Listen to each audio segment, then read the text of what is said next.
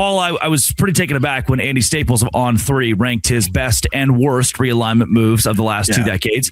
And 9th out of 10 was West Virginia to the Big 12. Staples saying the marriage has not worked, and that it's on the bottom end of the spectrum when you're asking or talking about teams that have moved conferences. He says that it was great to see A&M go to the SEC, number 1 in realignment moves. Utah to the Pac-12 was number 2 for him. West Virginia to the Big 12, number 9, as I mentioned, with Nebraska from the Big 12 to the Big 10 being at 10.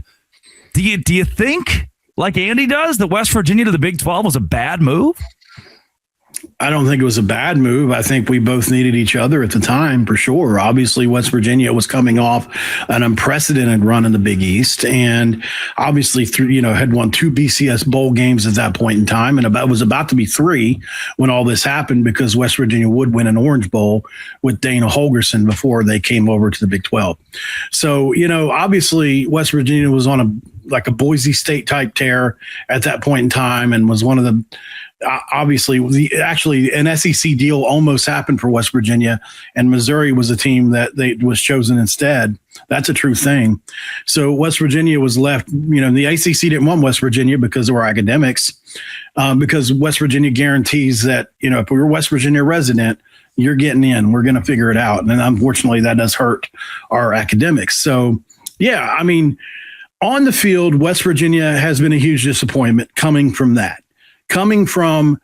Think of what we were then and what we are now. It is definitely 2 different things. And the loss of Rich Rodriguez from that point on till now, these are 2 different programs in all sports. But I would say that if you consider what Bob Huggins did and what, West Virginia has done under, Neil Brown's obviously was tough, but the Dana Holgorsen era had some really good football teams. Some teams that challenged or at least were in the conversation for Big 12. But certainly if you're considering just the 2 big sports, I would say it's been a massive disappointment on the field. But that doesn't count everything to me. I mean, you're not talking about how do they fit culturally? How do they fit within tradition? How does the fan support? We're all elite with all that, right? West Virginia, when we went and played in the bowl game against North Carolina in Charlotte, it was an 80-20 crowd, right? Like Neil Brown got covered in Mayo, and it was an 80-20 crowd. West Virginians travel to games. Unfortunately, in the Big 12, the games are so far away, not as many can travel. But yeah, if you're just talking sheerly on the field, and I don't know financially what the components would be without looking, I don't know. Ninth seems a bit harsh. Well, who's behind this? Rutgers, most likely. Nebraska. Rutgers is buried way down there, but yeah, for sure. Yeah. Those are bad moves. Yeah.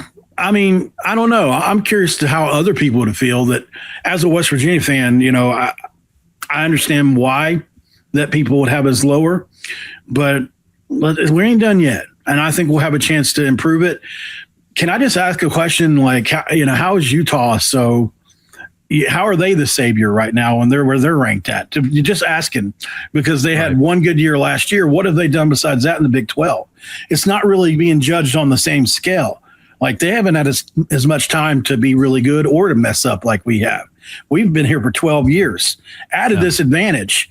Like this is like the first 8, 9, the first 10 years where it was just us. We were the only team that had to travel to every game like we did. Huge disadvantage for our athletic department, especially financially.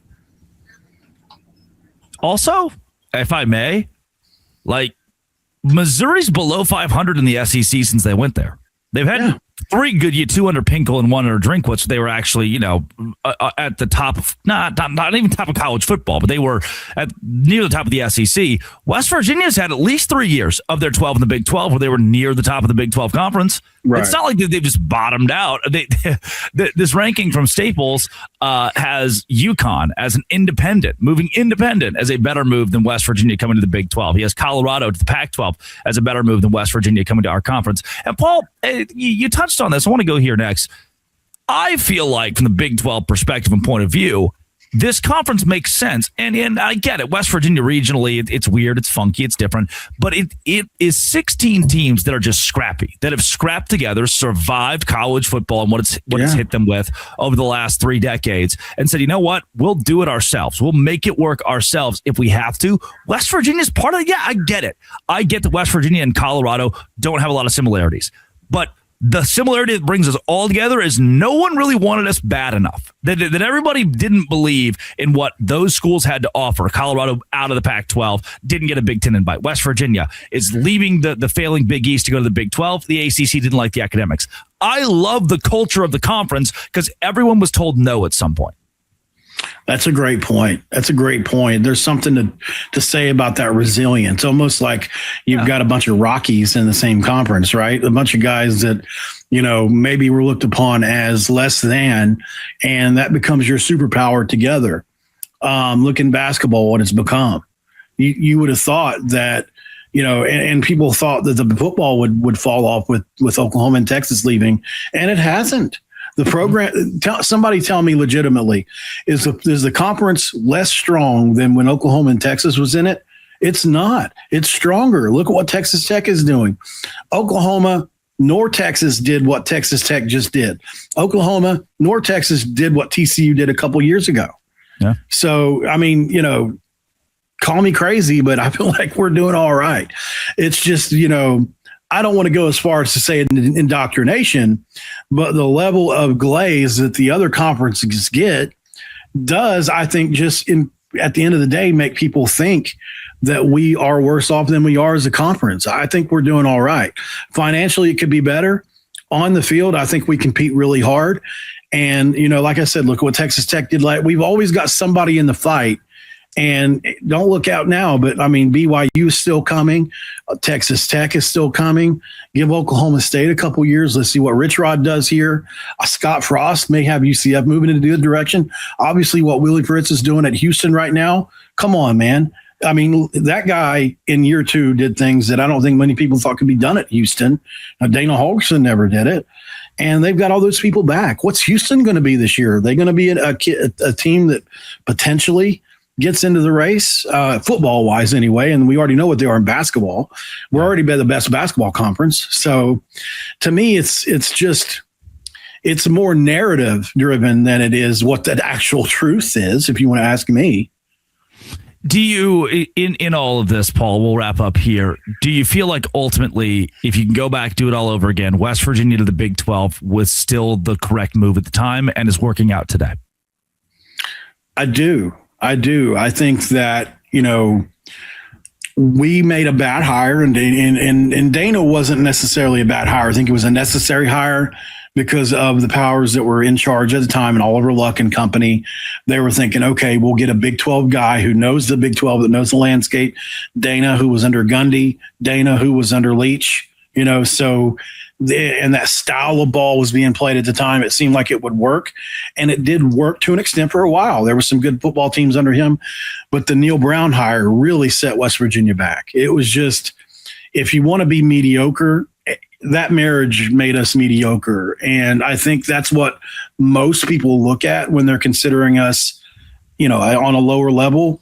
It's the last 6 years have really just done major, major harm to the flying WV logo. So I would say, yes, I think it's still going to be fine. I really do. I think Rich Rod's going to get it turned around. I really do.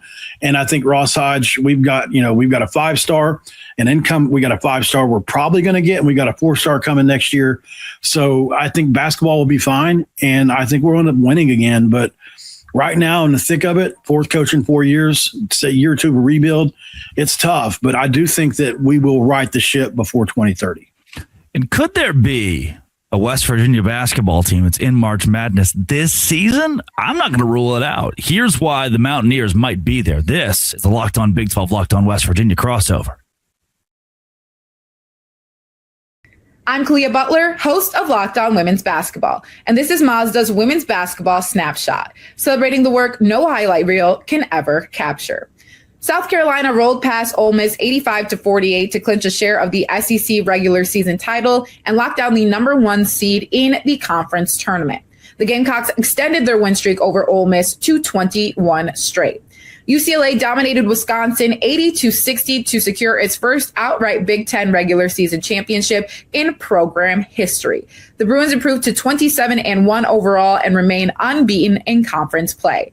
And number 12 TCU stormed back from a 13-point fourth quarter deficit to beat Iowa State 80-73. The Horned Frogs now sit alone atop the Big 12 standings and are one win away from clinching another regular season conference crown.